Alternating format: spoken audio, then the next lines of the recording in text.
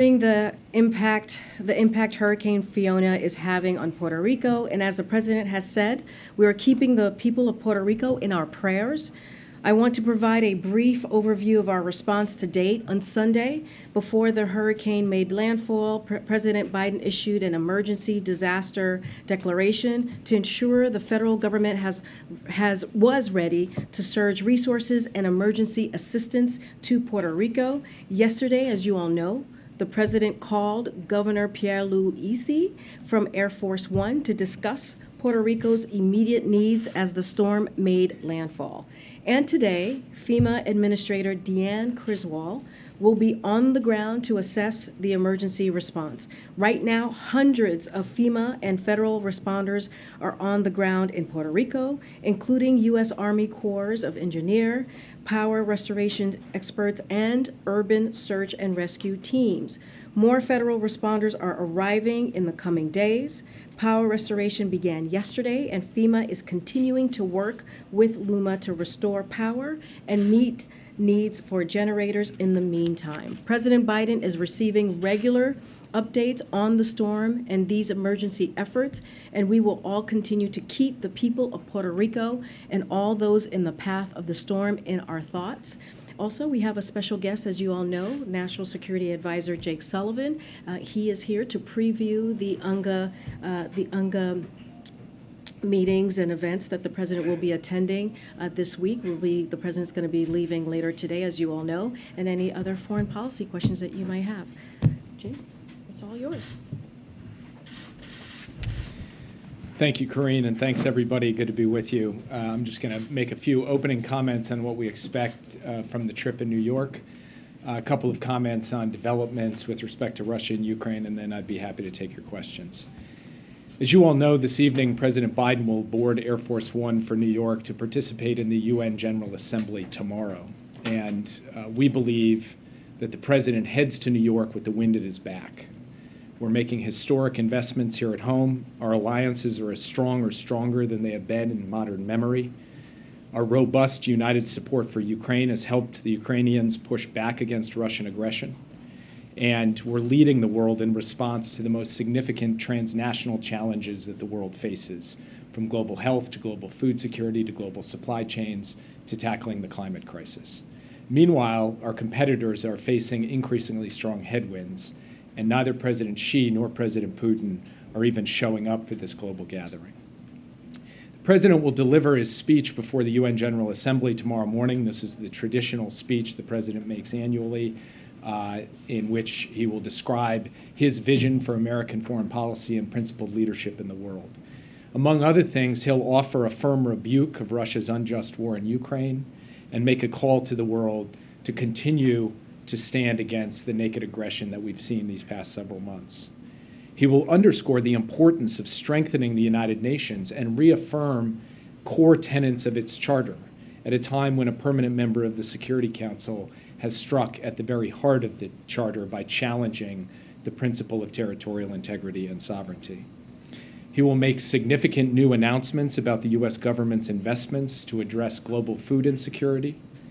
And he'll lay out in detail how the U.S. has restored its global leadership and the integrity of its word on the world stage by delivering on the promises that we make and that he has made as president on global health, on climate, on emerging technologies, and so much else. Throughout the day, the President will hold meetings with some of our closest allies, including his first bilateral meeting with new Prime Minister Liz Truss of the United Kingdom. In the afternoon, he will host the pledging session for the Global Fund to fight HIV/AIDS, tuberculosis, and malaria for the 7th Replenishment Conference. The Global Fund enables programs that prevent, detect, and treat the deadliest diseases that we face and ensure countries have the resources they need to build strong, resilient health systems within their communities for today and for the future. We expect that this pledging conference will produce a historic outcome in terms of the commitments made, financial commitments made by our partners and by the United States.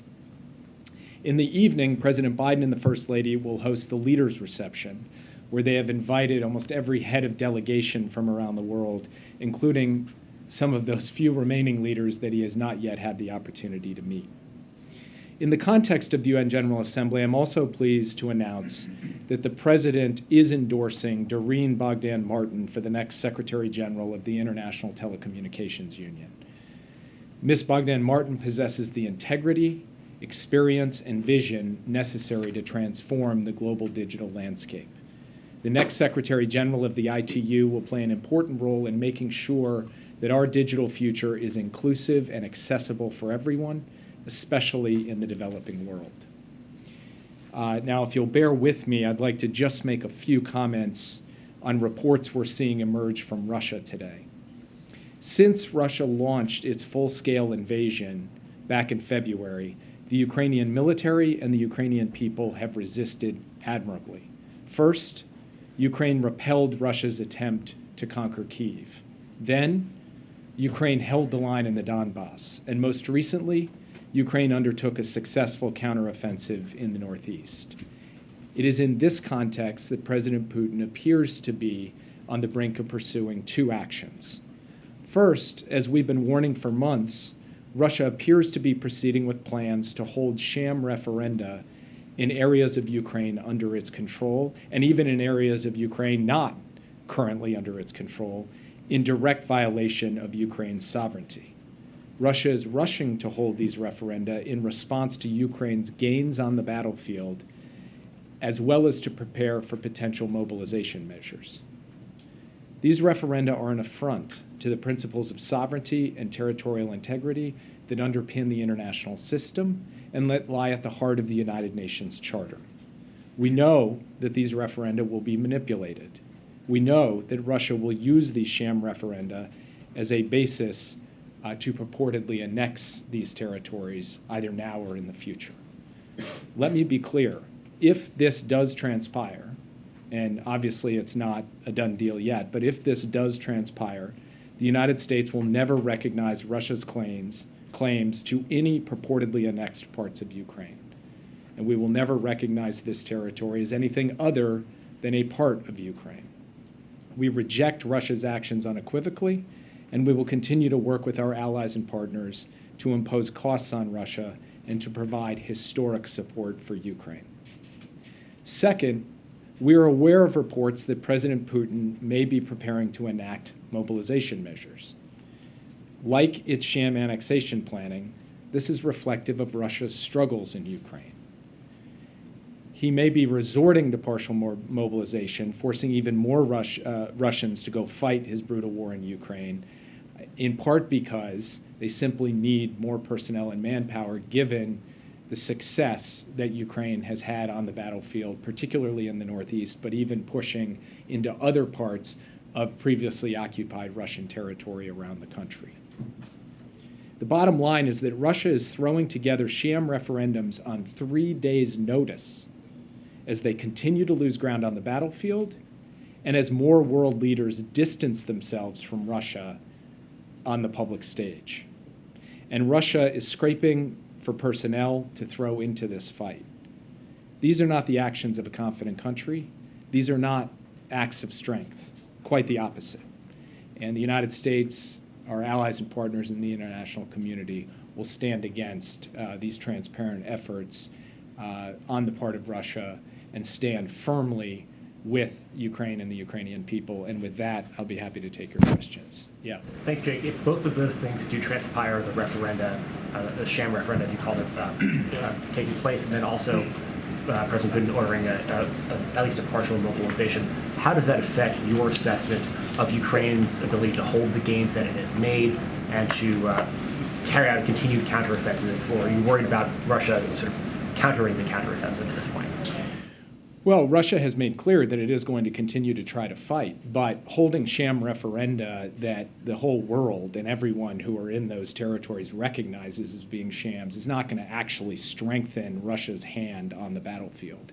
And in fact, we continue to see day by day the Ukrainians applying pressure against Russian positions, both in the northeast and in the south. We expect that to continue in the days ahead. And we continue to supply Ukraine with the weapon systems that we believe it needs to be able to successfully prosecute those offensives, including an announcement of more than $600 million in weapons just last week, up to a total of more than $15 billion at this point. That being said, nobody is resting on the laurels of the recent Ukrainian successes. The Ukrainian military is both preparing to consolidate the gains it's already made, continue to try to make further gains, and defend against potential Russian counterattacks in various places. And the United States and all of our allies and partners are providing them with the requisite level of support for them to be able to carry out those efforts on the battlefield. And the mobilization piece, does that change your assessment of how long Ukraine can withstand those Russian assaults? You know, our basic assessment at this point is that between the consistent, steady support that the West has provided and has indicated, as President Biden has said, we will continue to provide for as long as it takes. Between that and the skill, bravery, and courage of the Ukrainian armed forces and the willingness of Ukrainians to take up arms in very large numbers, that Ukraine, we have confidence, will be able to continue to show on the battlefield that it is not going to fall prey to Russian aggression, that it will be able to continue to push back against Russian efforts to conquer territory and take over the country. In terms of Russia being able to put more troops onto the battlefield, obviously that will have an impact on the battlefield equation, but we do not believe at this point that it will undermine Ukraine's ability to effectively repel Russian aggression and to continue making gains. Yeah. Jake, can you walk us through how the president's explicit commitment to U.S. defense of Taiwan in the event of an attack by China is not a policy shift from what the U.S. has long held when it comes to Taiwan? Well, as the president said in his interview on 60 Minutes, we continue to stand behind the one China policy. We continue to stand against unilateral changes to the status quo, and we continue to stand for peace and stability across the Taiwan Strait. The president has reiterated those basic commitments on every occasion that he's talked about Taiwan, including in this interview where he specifically and emphatically and unequivocally reinforced and reiterated the one China policy. He was asked a question, a hypothetical question in this interview. He was asked a very similar question back in Tokyo in May. He gave a similar answer in Tokyo in May that he gave in the 60 Minutes interview. After that answer in Tokyo, someone said specifically to him, have you just announced a major policy change? And he said, no, I have not. I've answered a hypothetical question. I have not announced a policy change. When the President of the United States wants to announce a policy change, he will do so. He has not done so. Can I ask real quick, though, as a follow-up?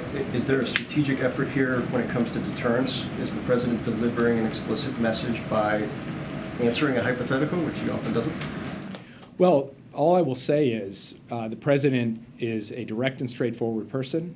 He answered a hypothetical. He's answered it before in a similar way, and he has also been clear that he has not changed U.S. policy towards Taiwan. He stands behind the historic U.S. policy towards Taiwan that has existed through Democratic and Republican administrations and has helped keep peace and stability across the Taiwan Strait for decades. Yeah. Jake, assuming that this situation in Ukraine is going to be solved at a negotiating table in a diplomatic manner, is your expectation that these referenda will shift that conversation in some way and give Russia maybe more leverage when those conversations happen? So from our perspective, the key right now is to provide Ukraine what it needs to be able to continue to make gains on the battlefield, because in our view, that will strengthen its hand at the negotiating table. And that, to us, is the decisive factor in determining how things ultimately play out in the conflict in Ukraine. And particularly given just how transparent and how, in a way, thrown together this whole Russian political effort is. I mean, announcing a referendum 3 days from now in territory that the Russians are either holding by brutal force of occupation or don't hold at all. It's not exactly a move of great strength on the part of the Russians, nor do we think that it is going to give them some additional authority at the negotiating table. Quite the opposite. It is the act of a country that has suffered setbacks militarily, diplomatically, and those setbacks we think are giving momentum to the Ukrainian effort and are creating a circumstance in which Ukraine's capacity to achieve its objectives is enhanced, not diminished. And the mobilization that you're talking about, that Russia's planning, do you have hard evidence that that is taking place? So we have seen public reports. I don't have anything to report from our own intelligence on this at this time that I can share with you.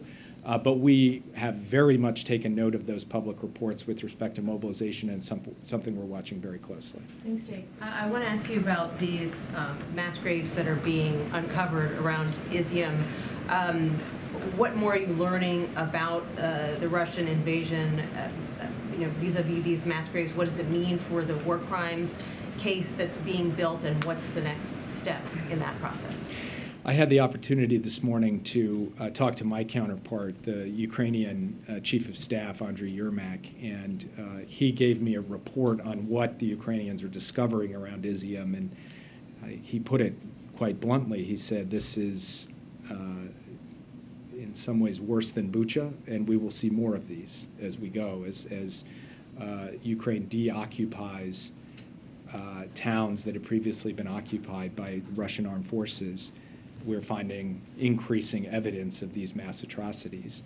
And the United States has said from the beginning of this conflict that we are going to work with the international community through every mechanism that is available to hold Russia accountable for this. That is not a short process. It is not an easy process. It requires the painstaking gathering of evidence, the identification of individuals responsible, and then taking steps to actually hold them accountable. But we are committed to that process, and we're committed to seeing it through as a critical part of our overall strategy towards Ukraine. And then you mentioned the 60 Minutes interview. The president was also asked in that interview whether he had been briefed on the top secret documents at Mar-a-Lago, and he said he had not been, but that his administration is aware of all that, and so is the National Security Council. So as the National Security Advisor, have you been briefed on the potential ramifications of these top secret documents being stored the way they were at Mar-a-Lago?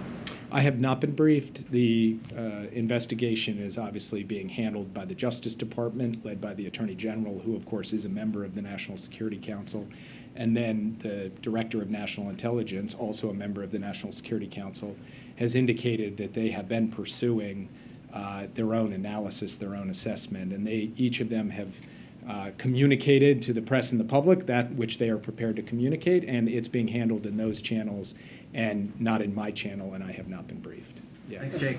Can you talk a little bit about how the Ukraine counteroffensive will be kind of employed by the president in New York or in his speech? How will he talk about it? What will he use it as an example of? Will he take credit? I mean, how will it be employed for his purposes or for the U.S.? It will feature prominently in his speech, Russia's brutal war in Ukraine and the bravery of the Ukrainians in pushing back against it, not only to defend their territory, but to reclaim territory that had previously been occupied by the Russians. The main thrust of his presentation when it comes to Ukraine will really be about the United Nations Charter, about the foundational principle at the heart of that charter that countries cannot conquer their neighbors by force, cannot seize and acquire territory by force. And he will speak to every country in the world, those that have joined our broad-based coalition to support Ukraine and those who so far have stood on the sidelines, that now is a moment to stand behind the foundational principles of the Charter. And he will also indicate that a free people fighting for their land and their freedom, they are going to fight with a passion and an intensity and a capacity and an endurance that can outlast any would-be conqueror. And that is part of what he is going to want to communicate in a larger presentation he's going to make about an international system rooted in a core set of principles that work for all countries and that pushes back against aggressors who seek to threaten, coerce, and intimidate their neighbors or to violently attack them. Thank you, Jake. Just to follow up on Franco's question, specifically on strengthening the UN Charter, but specifically on the United Security Council, will the President be speaking on that? I know that Ambassador Linda Thomas-Greenfield has laid out a series of principles in terms of finding consensus to expanding the Security Council, but where is the President on this issue in terms of expansion and in terms of veto power? I expect that the president will speak substantively to the question of UN Security Council reform while he's in New York, whether he does so publicly or whether he communicates privately with the Secretary General and others. We're still working through today, but I think this will be on the agenda, and you may very well see him make a public statement that is more specific than the principles that Ambassador Thomas Greenfield has laid down, though of course completely consistent with them, and we will reinforce those principles in all of our diplomatic engagements. Iran, please, can we have the administration's reaction to Elon Musk seeking exemption to Iran sanctions on Starlink? So I saw a public statement about that. I have not obviously communicated directly with him, and I would refer you to the Office of Foreign Assets Control over at Treasury with respect to how those exemptions work out. We have, of course, in the past provided for various forms of exemptions for the Iranian people's ability to communicate with each other and with the world, but I can't speak specifically on that case because that has to be handled through appropriate procedures at the Treasury Department. Can we go back to Ukraine? Yeah. In Samarkand, on the sidelines of SCO summit, India's Prime Minister Narendra Modi bluntly told the Russian President Putin that this is not the time for war in Ukraine. In that context, what role do you see for India in bringing peace in the region and ending the war in Ukraine? I think what Prime Minister Modi said, a statement of principle on behalf of what he believes is right and just, was very much welcomed by the United States and for the Indian leadership, which has longstanding relationships in Moscow from the very top all the way through the Russian government, to continue to reinforce that message that now is the time for war to end. And the way this war should end is for Russia to abide by the basic terms of the UN Charter and to return the territories that it has seized by force. This is a message that every country, however they feel about Russia, Ukraine, the United States, everyone should be able to center around this basic proposition. You cannot conquer your neighbor's territory by force, and peace will come fastest and most decisively to Ukraine if Russia abandons that effort. And we would like to see every country in the world making that case. They can do it publicly if they like, they can do it privately if they like, but sending that clear and unmistakable message to Moscow at this time is the most vital thing I think we can collectively do to produce peace in that region. Yes. Quick one on food security. Can you talk about what President Biden's going to announce tomorrow in terms of aid? We've heard reports about $100 million to Africa, and what can be accomplished at UNGA to bring down food prices, which continue to be really elevated despite various action plans? So the U.S. is actually a co-host of a significant food security event today. The president had hoped to be able to go to it, but because of the Queen's funeral, he was unable to make the scheduling work. We're going to make very robust financial commitments on humanitarian assistance, significantly greater than $100 million.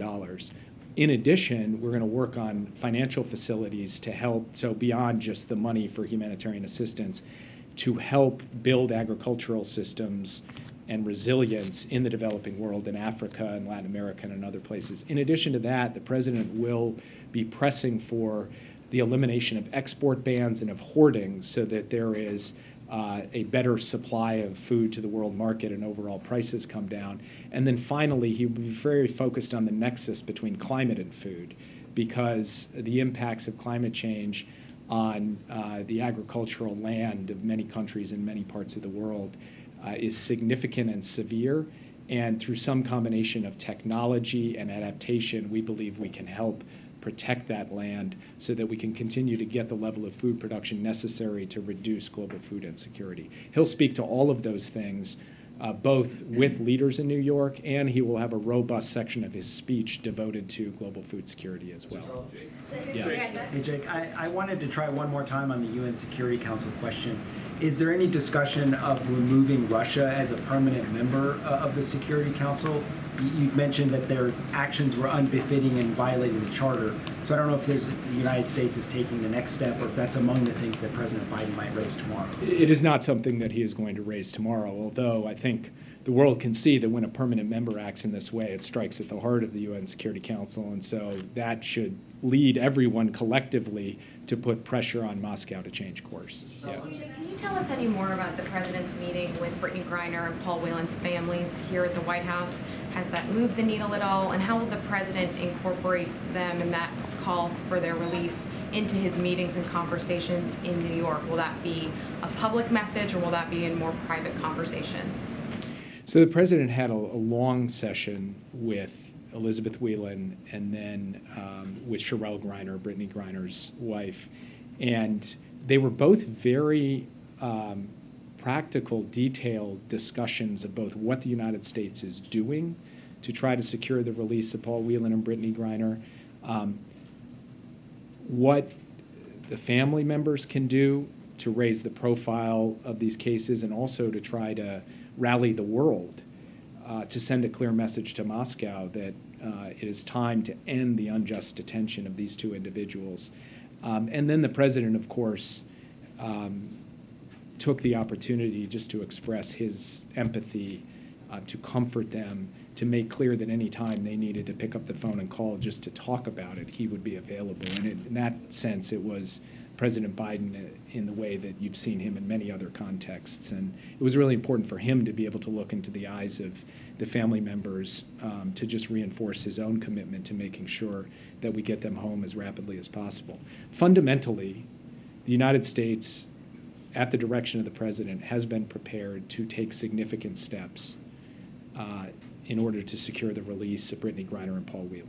We have communicated that to the Russians. We've had direct discussions with the Russians on it on a regular basis over the course of the past few months. Those conversations are continuing. I won't say more from this podium about the precise details and nature of them, so I can protect the possibility that they will succeed. But the bottom line is that President Biden is prepared to take hard decisions to get them home. The Russians understand what we are prepared to do. And from our perspective, it really is up to Moscow itself to then take the hard decision to actually move forward with this. And we will continue to keep you posted as things develop and as those conversations continue at multiple levels, including through channels between the White House and the Kremlin. Is the president planning to tell world leaders that his view is that the pandemic is over? Is that the message on the world stage? I think one of the core things that the president wants to communicate when it comes to global health is that from the point of view of dealing with pandemics, what COVID-19 should teach all of us is that we darn well better be much better prepared for the next one. And that means having a financing facility that the U.S. helped stand up at the World Bank. It means making sure that we are more rapidly developing vaccine manufacturing capability in the rest of the world. It means that we have to be able to move testing and treatment to a much larger and more rapid extent than we have so far. And he will talk in his speech at the UN about the need for the world to learn the fundamental lessons of COVID-19 so that we never again face a circumstance like we did over the course of the past 2 years. It sounds like that the main theme of his speech is going to be on the core principles of the international order rather than his past theme of democracies versus autocracies. Is that a shift in framing, and is that because you think that's an argument that might be more persuasive to other countries? So this is a speech by President Biden to the world. I can promise you that he will talk about his support for democracy and his belief that democracy and not autocracy is the model that best delivers both for its own citizens and against transnational challenges. That will continue to be a hallmark of President Biden's foreign policy and a hallmark of any major address that he gives around it. He will also say that for every country in the world, whether they're a democracy or an autocracy, they've all signed up to the principles of the UN Charter. So this is not, in our view, a shift or inconsistent with the proposition that democracy is the right system to actually deliver at the end of the day. But it is a way to speak to every country gathered in that hall, including countries who recently have come out and expressed more concern or more distancing from Russia, to say, whatever you believe on X issue or Y issue and whatever your current form of government, everyone should be prepared to stand together on the basic underlying principle of the UN Charter. And in that respect, he is both going to be able to set out a vision for how democracies can deliver for the world and what that world looks like, a world of greater human rights and human dignity, and also be able to speak collectively to the entire body about an issue of immediate, urgent global security significance. Jake, I wanted to ask you about the president's meeting tomorrow with British Prime Minister Truss.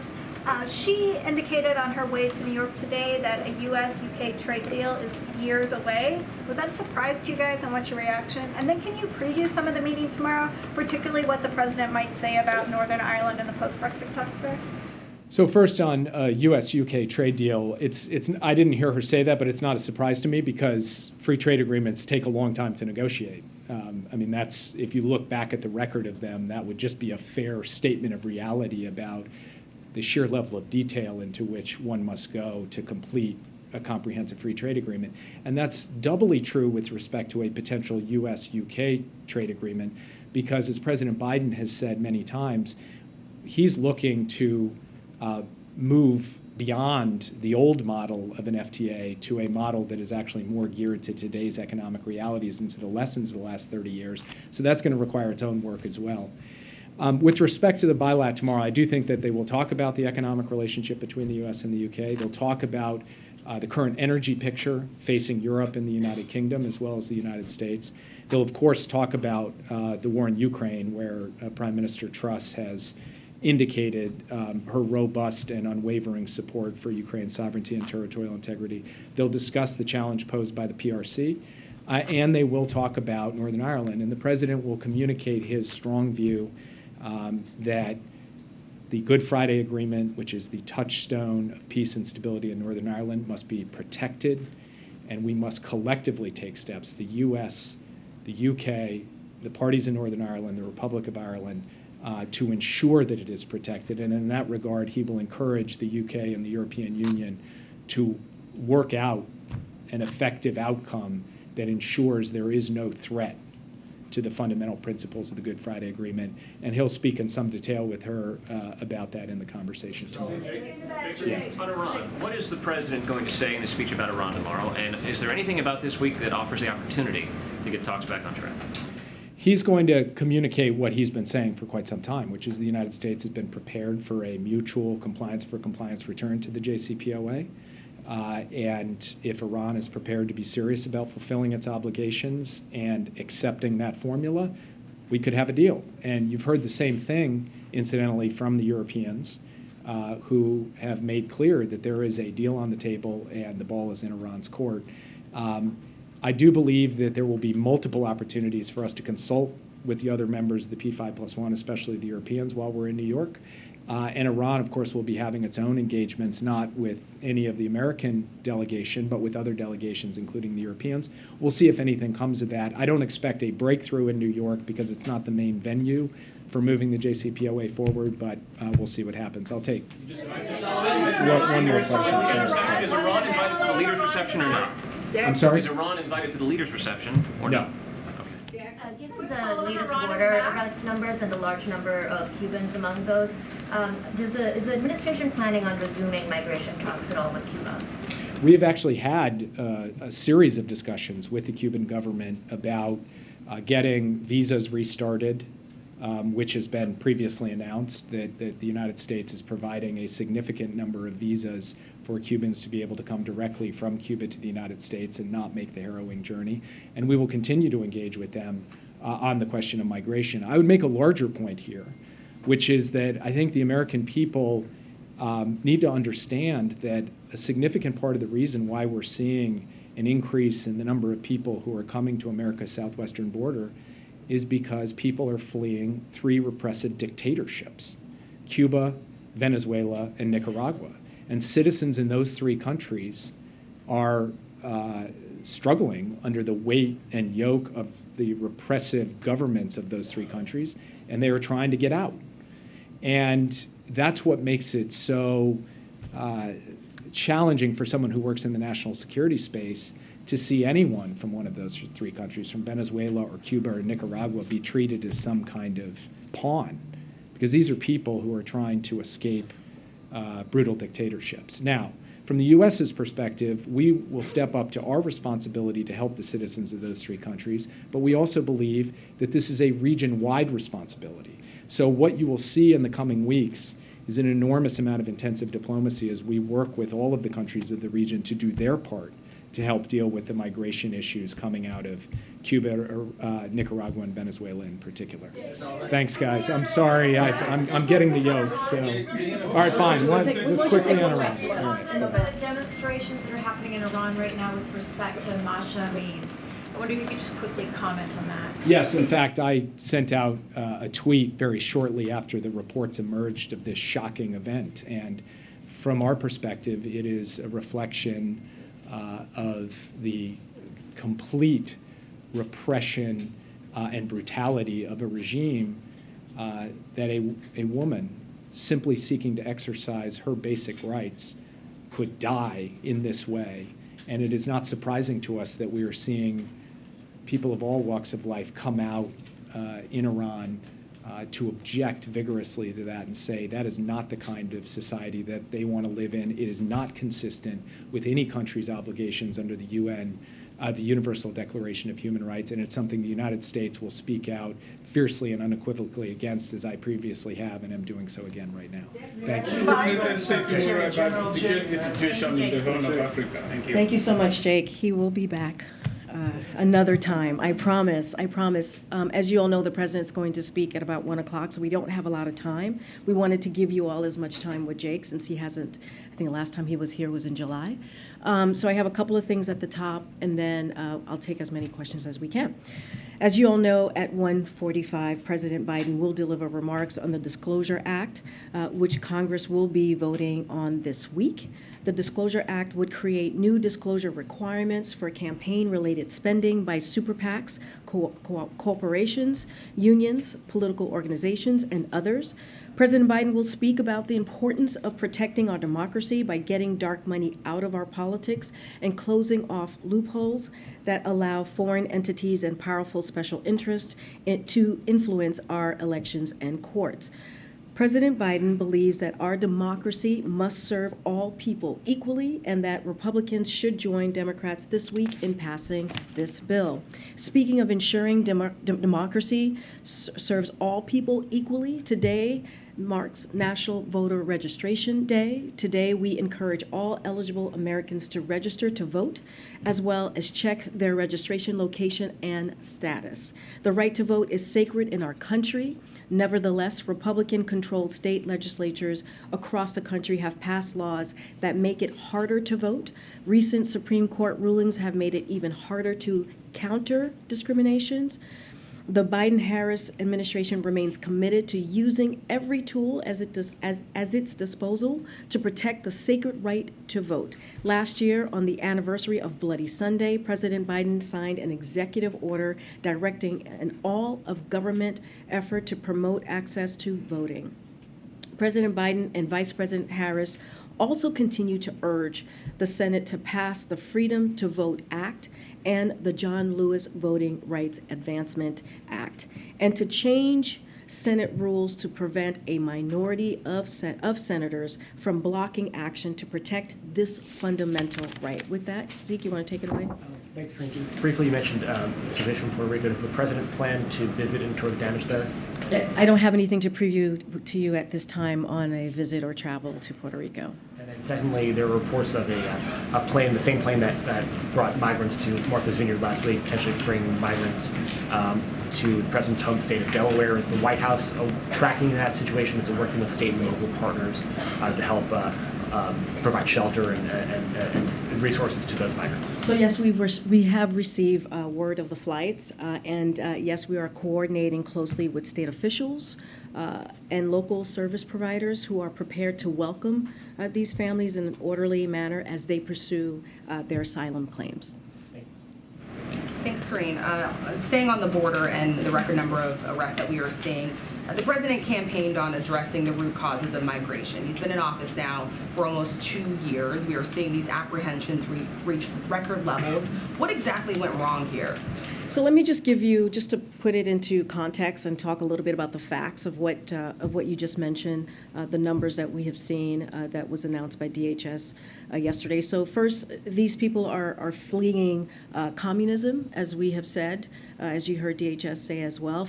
Falling authoritarian regimes in Venezuela, Nicaragua, and Cuba are causing a new migration challenge across the Western Hemisphere. So what we're seeing is a new, definitely a new pattern. So not just our southern border as well, but our Western, clearly, hemisphere. But meanwhile, migration from Mexico and northern Central America has come down for 3 consecutive months and is down by nearly half. And what we saw, the increase with Nicaragua, Venezuela, and Cuba is up by 121%. So there is a change in the pattern that we have seen most recently. But what we are doing, what we can to work with our regional partners to address this new challenge and process individuals as safely, orderly, and humane way. That is a campaign commitment that the president has made and continues to move forward with. But you have to remember that not everyone who arrives at the border gets to stay. There is a process in place that we have been moving forward with. You heard us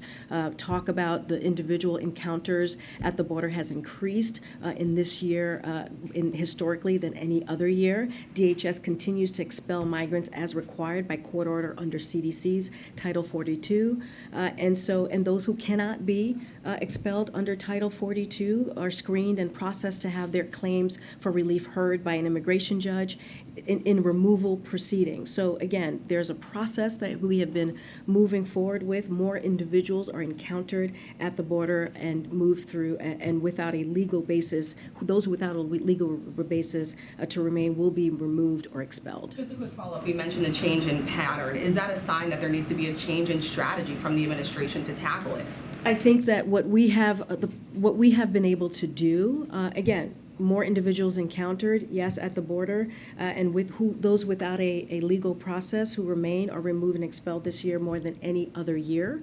So you have seen how historic the numbers have been, and make sure that we are expelling folks. But here's the thing, and we have said this many times, we have solutions. We have brought solutions on day one of this administration. The president has been very clear. He put forth a comprehensive immigration bill, piece of legislation, and what we would like to see is Republicans decide to come to the table and help us deal with a really systemic problem that we have seen for decades when it comes to our immigration system, which, by the way, was actually mismanaged and decimated by the last administration. So again, we have put forth a solution on how to move forward, but what Republicans want to do, and we've been very clear, you've heard me talk about this all last week, is they are moving forward with political stunt. As Zeke was just asking me, what we're seeing in Delaware today is a political stunt that is being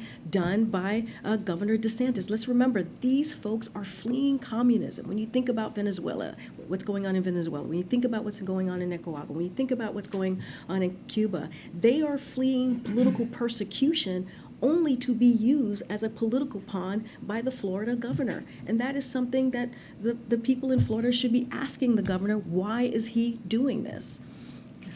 The top Senate Republican on the Health Committee sent a letter to the White House related to the President's comments about the pandemic being over on 60 Minutes, saying there are contradictory policies in place. If that's the case, unoffset emergency funding, enforcement of vaccine mandates, continued federal emergency declarations, does the White House have a response to that in terms of where policies currently stand? So the president said, and he was very clear in his 60 Minutes interview, that COVID remains a problem, and we're fighting it. And we have to continue to make sure that we are fighting this once in a generation pandemic. And so here's the thing. What he believes is we can acknowledge that the massive amount of progress that we have made. Just think about where we were when this president walked into this administration, where, again, a response to this once-in-a-generation pandemic was mismanaged by the last administration. Now, if you look at today, 220 million people are fully vaccinated, and now we are in a place where it is a lot more manageable, where we know what works. There are tests, there are treatment, there are vaccine, as I just laid out. So we know what works. We know the tools that are out there to fight COVID. And for over 6 months, Congress has been made abundantly aware, as have all of you. You've heard us speak of this. You've heard from the experts. You've heard from our doctors of our need for the funding to ensure we have access to these tools and continue to have access to these tools. And for over 6 months, there have been new excuses for why they do not want to ensure that the U.S. remains on the front foot. Let's think about it. And Jake mentioned this about how we have to be prepared for the next generation of vaccines and treatments. We have to be prepared for the next potential pandemic, ensuring that we're leading the way when it comes to research, when it comes to development, when it comes to innovating, and keeping testing readily accessible. So ultimately, if we lose these things, we have to ask them, we have to ask Republicans, why didn't they act? And so that is how we're going to continue to move forward on this. We believe this COVID funding is incredibly important for how we move into the future in fighting pandemics. Okay.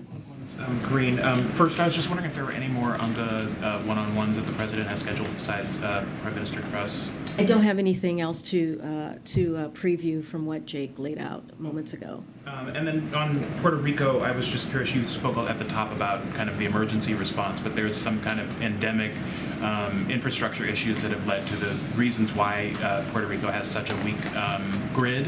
And I'm just curious, why, given this administration's focus on infrastructure, the infrastructure bill, et cetera, why more hasn't been done to shore that up, and what your plans are there? So just on the grid, just to give you a little bit on the update that we have, is damage assessments are currently underway, but due to the scope and magnitude of the outage, full power restoration will take at least several days. But on anything specific to that and the power and the restoration, definitely would refer you back to Department of Energy. Look, to your point, this is why the bipartisan infrastructure law was so critical and so historic and important as we're dealing with infrastructure and dealing with grids, dealing with our bridges, our tunnels, the things that is going to just not only make us competitive just globally, but also deal with these types of, when you have a extreme weather, making sure that we are able to endure and have an infrastructure that holds up. And so again, this is the importance of this historic bipartisan infrastructure legislation. We will continue to have conversations with the local government in Puerto Rico. Our team continues to do that. I don't have any specific numbers on how funding is going to be able to help Puerto Rico in the long run, but this is something that the president has talked about for some time. We've heard from the last administration, it was a joke about how we were going to improve our infrastructure. This is a president along with Congress that made it happen because of his leadership. So again, we're going to help Puerto Rico in the best way that we can. We're going to continue to be in touch with them and see how we can get them into a better place as it relates to their infrastructure. Hey, thanks, Karine. You said that the White House had received word of the planes heading to Wilmington. Who have you received word from? And has Governor DeSantis or somebody told the White House about So this? I don't have the specifics of where we got word from. I can tell you that we've been closely coordinating with the folks in Delaware, the officials in Delaware. What I can tell you that our heads up did not come from Governor DeSantis, because his only goal is, as he's made it really clear, is to create chaos and use immigrants fleeing communism as political pawns. So it's about creating political theater for him. It's not about getting to a solution. We have a solution in front of us that we are happy to have bipartisanship on an issue that has been a broken system when we look at the immigration system. But certainly we did not get word from Governor DeSantis. Again, this is a political stunt, but we have been in close contact with the Delaware government. Well, we don't know who the White House got alerted to? I don't have specifics on where, on who alerted us. I can tell you we've been in close contact with the Delaware officials on the ground. Thanks, Karine. Did the White House ever try to get in touch with Governor DeSantis or Governor Abbott about this to try to reach some type of understanding or a solution? I mean, there's no understanding to be reached. They are using people who are leaving a communist countries as a political stunt.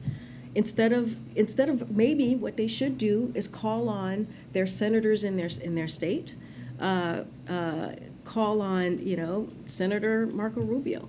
Ask Senator Rick Scott, why is it that they did not vote for historic funding when it comes to Department of Homeland Security's making sure that we are dealing with this issue? That's not what they did. This is, again, a political stunt that they are taking for their own political narrative. It is not about really dealing with what is happening and coming up with a solution. In terms of that, and understanding that the White House does not support the use of people as a political stunt, but does the White House support the idea, the concepts of states further from the border accepting some more migrants, kind of sharing some of the burden of state resources being used by increasing number of migrants, whether they be from Venezuela, Cuba, or Nicaragua? So the way that we see it is alerting Fox News and not city or state officials about a plan to abandon children fleeing communism on the side of the street is not burden sharing. That is not the definition that we see of burden sharing. It is a cruel, premeditated political stunt. That is not what that is what they are doing. And so we're always happy to have conversations about ways to further improve border processing, and we could be doing more if Republicans in Congress would stop blocking our efforts to pass comprehensive immigration reform and also funding, historical funding for DHS. So again, this is not what border sharing looks like. They have used the lives of people who are fleeing persecution from communist countries, using them as a political stunt. If the governors were more open about and transparent, would that be more acceptable? What we are saying is the president has put forward, on day one, he put forward a comprehensive immigration reform, ways to deal with what is at stake here, ways to deal with a broken immigration system. He put that forward on day one. And what we're asking is for Republicans in Congress to help us come up with a solution, to look at what this president put forward on day one. And they are not doing that. Instead, they're doing political stunts. I think I'm being pulled here. The president's about to speak, guys. Okay, thank you, everybody.